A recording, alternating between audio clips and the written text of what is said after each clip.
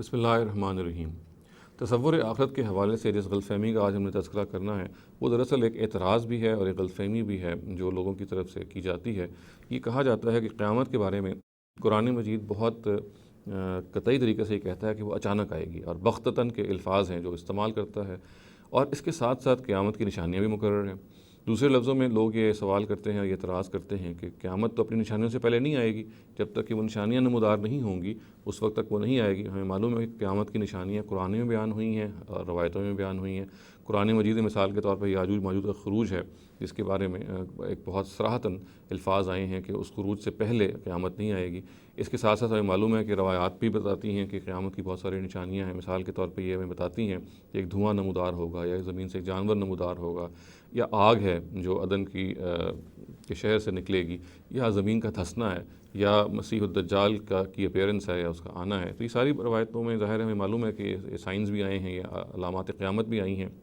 تو پھر سوال یہ پیدا ہوتا ہے کہ ایک طرف تو قرآن یہ کہتا ہے کہ قیامت نے اچانک آنا ہے، اور دوسری طرف وہ یہ کہتا ہے کہ یہ نشانیاں نمودار ہوں گی تو اس کے بعد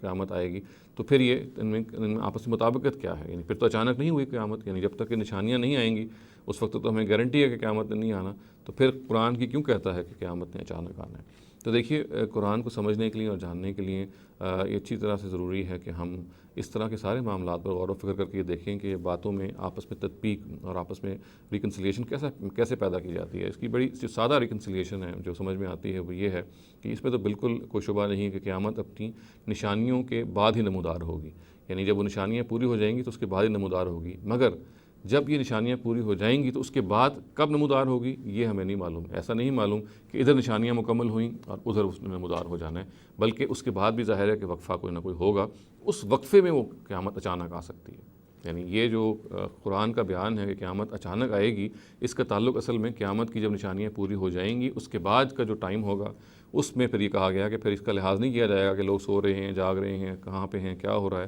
بس پھر اللہ تعالیٰ کا اذن ہے جو کسی وقت بھی صادر ہو سکتا ہے۔ تو بغتتاً کا یا اچانک آنے کا جو مطلب ہے وہ یہ نہیں ہے کہ وہ اپنی نشانیاں پوری کرنے سے پہلے